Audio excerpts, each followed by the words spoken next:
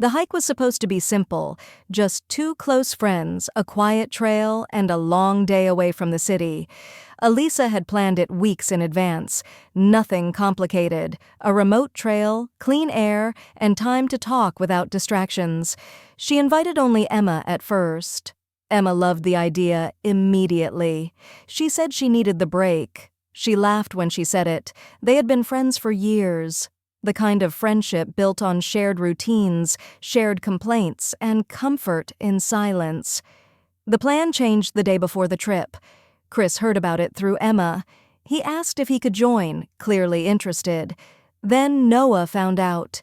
Elisa's fiancé. He said the trail sounded fun, that he had nothing else planned that day. The trip grew from 2 people to 4. The drive out of the city was relaxed. Emma talked nonstop.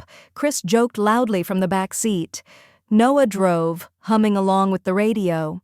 The sky was gray, but steady.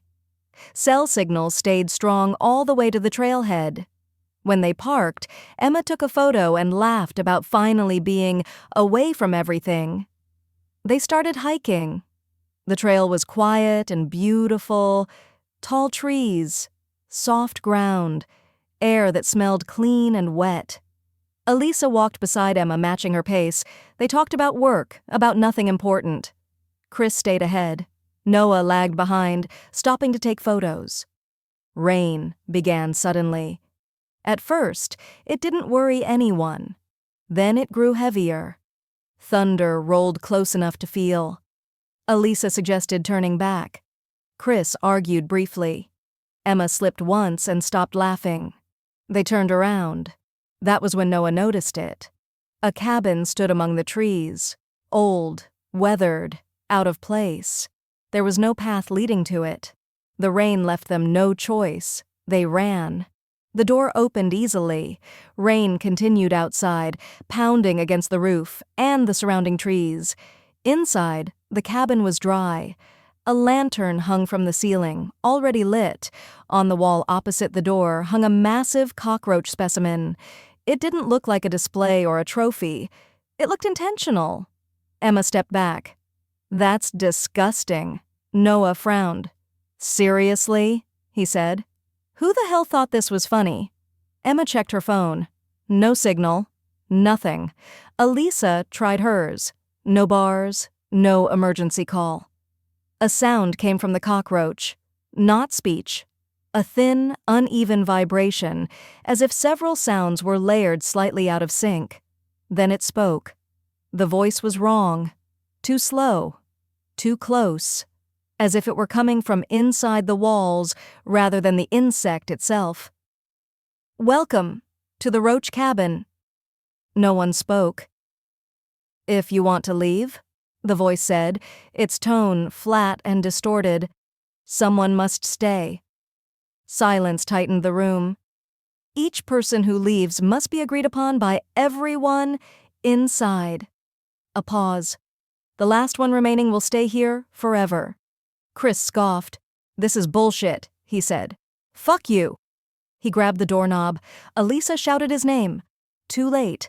Chris yanked the door open. Rain poured outside. The forest looked exactly the same. Chris laughed. "See? Nothing." He stepped forward. The moment his foot crossed the threshold, deep red flames erupted across his body. Not orange, not yellow, red. Unnatural. Chris froze mid-step, realizing something was wrong. His body locked. He collapsed onto the floor. The flames consumed him in seconds. Then he was gone. No body, no remains. Only a brief cloud of gray ash lifting upward, then scattering as if caught by an unseen wind. The door slammed shut. Emma screamed. Noah staggered backward. "One has chosen," the voice said. Silence followed. The lantern flickered. The space where Chris had stood felt wrong. Too empty. Emma grabbed her phone again. No signal. Nothing. Elisa checked hers once more. Nothing. They shouted. Their voices bounced off the wooden walls and came back thin and weak. Noah rushed toward the door, then stopped short. None of them touched the handle again. They had seen what happened. He kicked the wall instead. The dull sound echoed and died.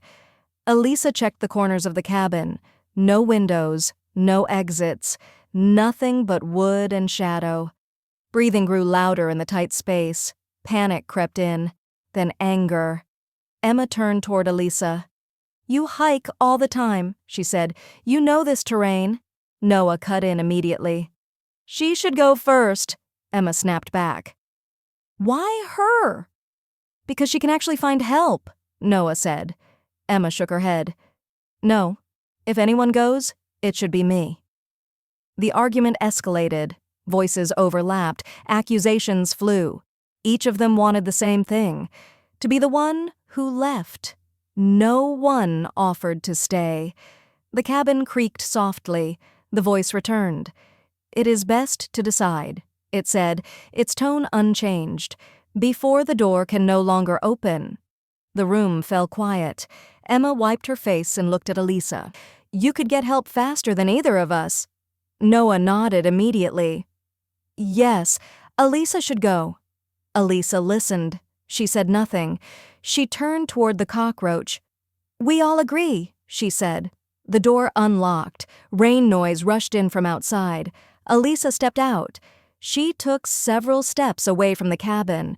Behind her, the rain slowed, then stopped. Then Noah called out, "Elisa!" She stopped. "Babe," he said, his voice breaking, "I love you. Please, come back soon." Elisa slowly turned around. She looked at both of them. She smiled, not warmly, not sadly. A small, cold smile. She didn't say a word. Noah's expression changed. The sadness drained from his face. Understanding flickered. He looked at Emma, then back at Elisa. "No," he whispered. He rushed toward the door. "Wait." He reached out. The moment his hand crossed the threshold, red flames erupted across his body. This time, he screamed. The fire tore through him instantly. He collapsed onto the floor. His body broke apart into gray ash, hovering briefly, then scattering away as the air inside the cabin shifted. Emma dropped to her knees. She screamed. She didn't stop screaming. The cabin door began to close, slowly, deliberately. The door shut. Outside, Elisa stood still. Tears streamed down her face. She wiped them away. Then she turned and walked downhill. Only then did she allow herself to remember. The night she borrowed Noah's phone. The unfamiliar number she recognized instantly. Emma's number. Frequent messages, long conversations, messages that made her heart stop the moment she saw them. She had never confronted them. She didn't need to. This hike had always had a purpose. She had planned it for a narrow trail, a steep drop, an accident. Emma was supposed to fall. Chris and Noah were never meant to be here. The Roach cabin had chosen a cleaner method.